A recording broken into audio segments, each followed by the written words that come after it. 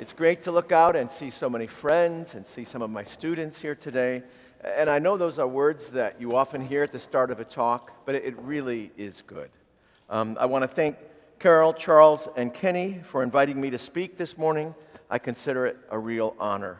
It takes a lot of giving, a lot of time, a lot of energy, and a lot of money to do all the things that we do at Christ Church. And I'm very happy this morning to have the chance to talk about some of these things and to urge everyone to do their part, to help out, and to give. My talk this morning will have 7 short parts, and it's possible I may go a little over the time that I'm supposed to have. Yes, words every churchgoer wants to hear. Later this year, I'm supposed to speak at the forum, so if I'm not there, you'll know the reason why. Part 1, they paved paradise. As a college professor, you know you're getting older when you no longer recognize the musicians that your students are listening to. And I don't mean 1 or 2. You don't recognize any of them. And they, of course, have no idea about any of the ones you listen to. Well, I don't think this is going to be the case this morning because many of us are from the same generation. I want to start my talk this morning by looking at a song by Joni Mitchell, an artist that I used to listen to when I was back in college. Back in those days, top 40 hits were played on the AM radio. Some of you remember what that is. And FM was reserved for serious musicians. Joni Mitchell's only top 40 song was Big Yellow Taxi, a song about how oftentimes we realize the true value of something only after we have lost it. The song begins with a natural setting that once was a paradise, but now has been paved over and turned into a parking lot. She then turns to the farmer's use of DDT and worries that the birds and bees will soon be gone as well, and ends by telling us how late one night she heard the screen door slam and saw the person she loved driving off in a taxi. Don't it always seem to go, she asks, that you don't know what you've got till it's gone? Part 2, a long, cold, lonely winter. As some of you know, not long ago I spent a season of my life without a church home, and during that time I learned the real value of what, for a time, was missing in my life. I'd been a member at Church of the Resurrection where I attended the 8:30 service, and when the priest retired, I began a search for another church with a service that would be equally simple and quiet. Over the next weeks and months, I sat in the back row of about half a dozen different churches until I discovered the sanctuary service here at Christ Church. Sanctuary was held on late Sunday afternoons, just as the sun was beginning to set, and was intentionally very quiet and peaceful, just what I was looking for. But then after some time, the sanctuary service was retired, and I made the move to the 11 o'clock service, which, as you know, in many ways is the opposite of quiet and peaceful. There were processions in and out with banners and choristers. There was a big pipe organ and lots of high decibel singing. And then, just as things got a bit settled, a flood of energetic children would rush in from children's chapel. It took me a while to get used to it. For a long time, I sat in the furthest back I could, in the very top row of the balcony. Eventually, I made the transition down to the front row, where I sit now, and gradually, I came to like the processions, and the banners, and the pipe organ, and all the singing. I even grew to look forward to the children rushing in to join us at communion. And gradually, I made friends, and I was invited to speak in the forum, where I made even more friends.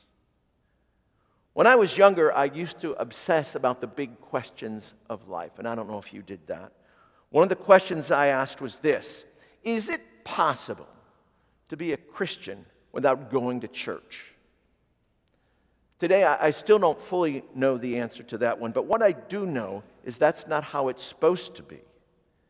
Christ established the church as a place where Christians could worship together and pray together and could bear one another's burden, and as today's gospel tells us, could love one another as Christ has loved us. After spending time without a church home, I have a much deeper appreciation for what it means to have one. Part 3, as unto the Lord. If you've been to Pleasant Hill near Harrodsburg, you know the Shakers who lived there understood the importance of doing everything with care and excellence.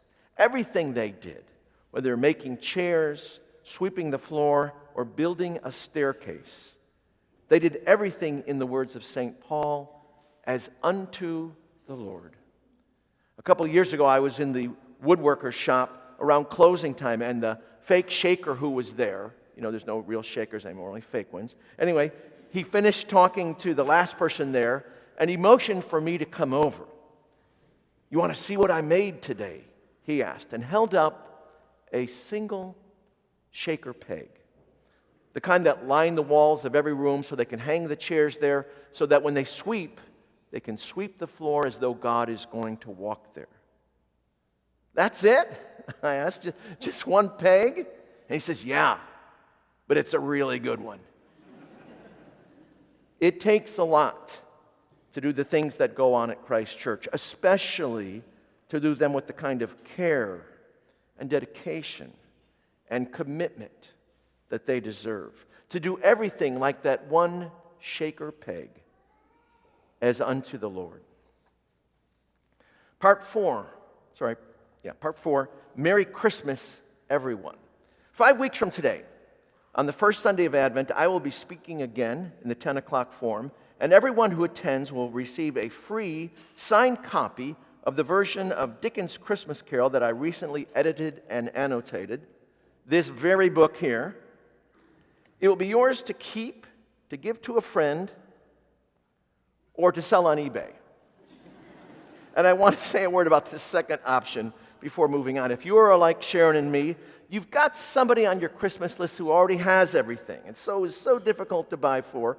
The good news is my publisher has assured me that very few people have a copy of my book. So this would be perfect. This would be perfect. Early in chapter 1, Dickens writes this: "Oh, but he was a tight-fisted hand at the grindstone, Scrooge, a squeezing, wrenching, grasping, clutching, covetous old sinner.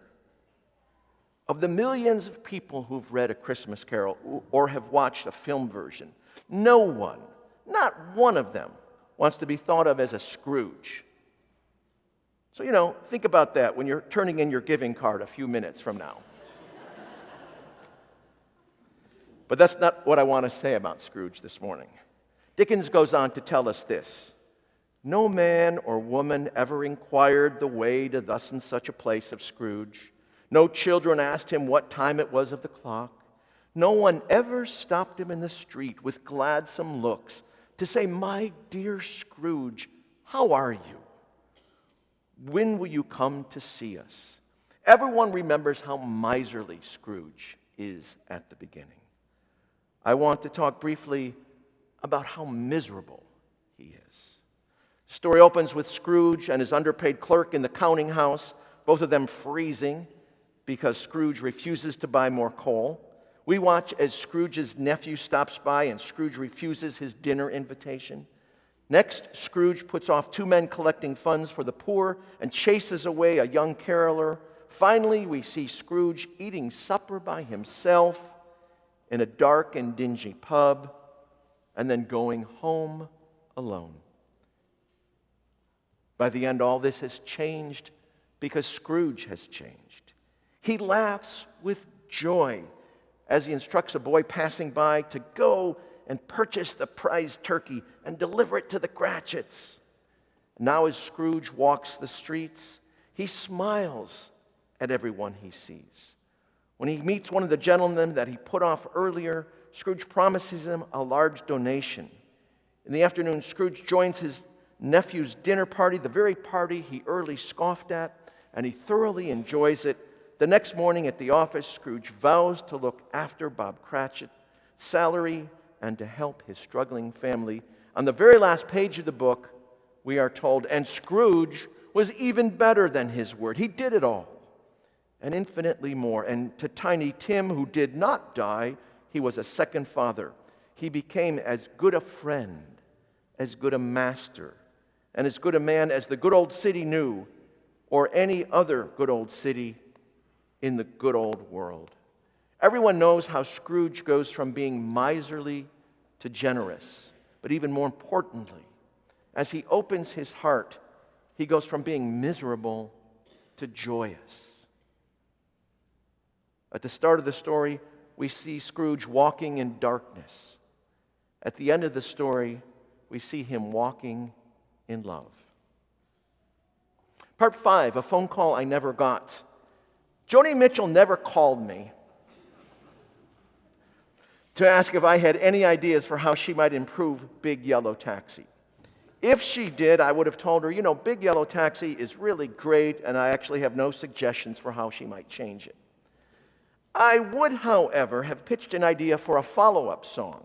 After having said, you don't know what you've got till it's gone, what about a song that says, you don't fully know what you've lost until you found it again? Yes, you'd have to work on the wording a bit, but I think it has real possibilities. You don't fully know what you've lost until you found it again. So what did I find?